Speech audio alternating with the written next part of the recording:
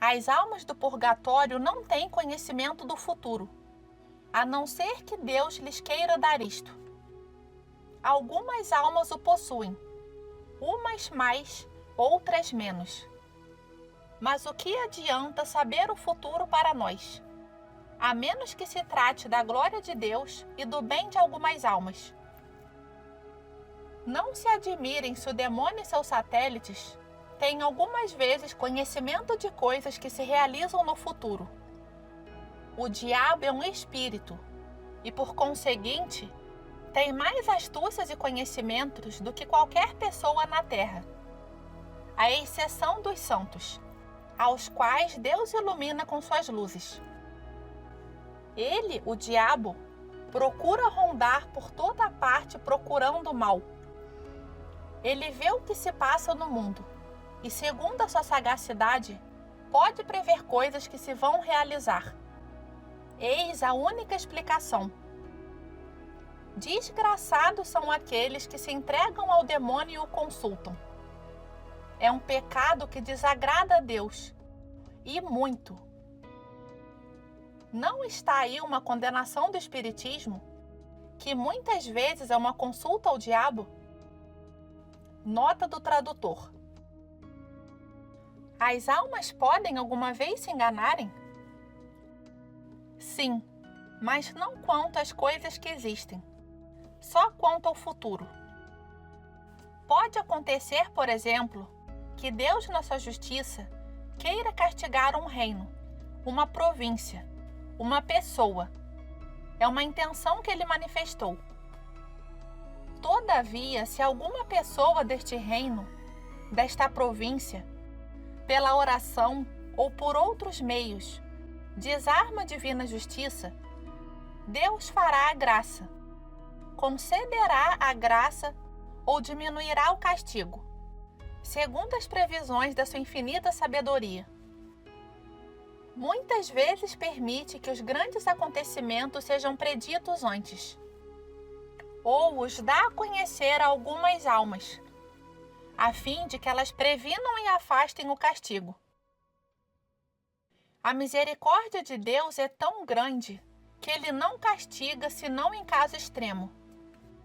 Assim, para aquela pessoa de que me falaste aquele dia, Deus me fez conhecer que não lhe infligirá castigo, senão pela metade, se ela permanecer nas mesmas disposições.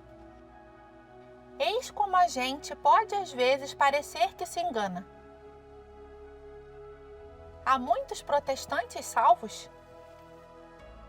Pela misericórdia de Deus, um certo número de protestantes se salva, mas o purgatório deles é longo e rigoroso. Eles não abusaram da graça, é verdade, como muitos católicos, mas não tiveram as graças insígnes dos sacramentos e outros socorros da verdadeira religião, o que faz com que a sua expiação se prolongue por muito tempo no purgatório. Eu falo mais baixo do que de costume, porque há 8 dias vós falais muito baixo com Deus na recitação dos salmos. Quando rezardes mais alto, eu falarei também mais alto. Conheceis no purgatório a perseguição que está sofrendo a igreja? Sabemos que a igreja está sendo perseguida e rezamos pelo seu triunfo. Mas quando será ele? Eu ignoro. Talvez algumas almas o saibam. Eu não o sei. No purgatório, as almas não ficam só ocupadas com seus sofrimentos. Elas rezam pelos grandes interesses de Deus, pelas pessoas que abreviam seus sofrimentos. Louvam, agradecem a Nosso Senhor as misericórdias infinitas para com elas, porque o limite do purgatório e do inferno para muitas almas foi bem extremo, e por um pouco não se condenaram. Imaginai qual não há de ser o reconhecimento, a gratidão destas almas que foram assim arrancadas de Satanás. Eu não posso vos explicar como vemos nós a terra, de modo muito diferente do vosso modo de ver. Isto só se pode entender quando a alma deixa o corpo.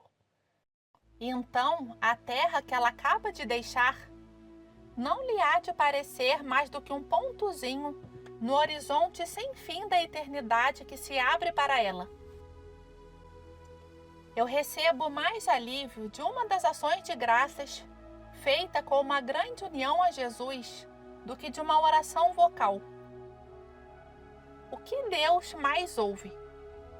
Tudo que é feito com o espírito interior.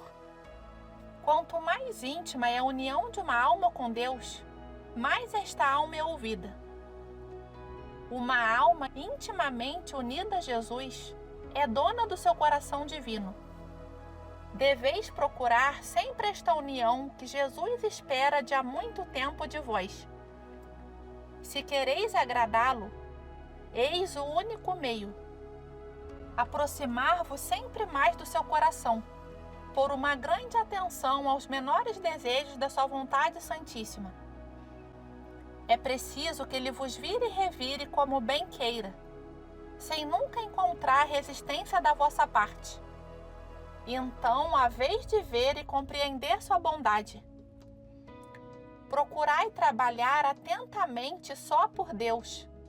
Não procureis outro para testemunha de vossas ações. 8 de dezembro, 2h da tarde. Imaculada Conceição. Ai, quantas vidas parecem cheias de boas obras! E, no entanto, na hora da morte estarão vazias.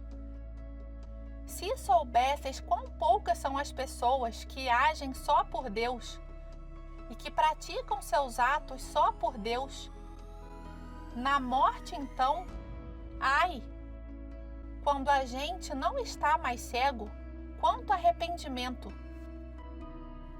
Ai, se refletissem algumas vezes no que é eternidade. Que é esta vida comparada com este dia sem noite para os eleitos, e esta noite que não há de ter fim dos condenados? Ama-se tanta coisa na terra, apegam-se a tudo neste mundo, exceto aquele que unicamente deveria receber nossa afeição, e ao qual recusamos nosso amor. Jesus nos tabernáculos espera os corações que o amam, e não os encontra. No purgatório se ama? Sim, mas é um amor de reparação. E se nós tivéssemos amado a Deus como deveríamos na terra, não seríamos tão numerosas, e não haveria tantas almas no lugar da expiação. No céu, Jesus é bem amado? No céu se ama muito a Deus. Lá Deus é desagravado, mas não como na terra. Jesus deseja o amor na terra onde veio para se aniquilar em cada tabernáculo, a fim de que fosse mais fácil chegarem-se a ele. E, no entanto, não fazem isto, não o procuram e nem amam.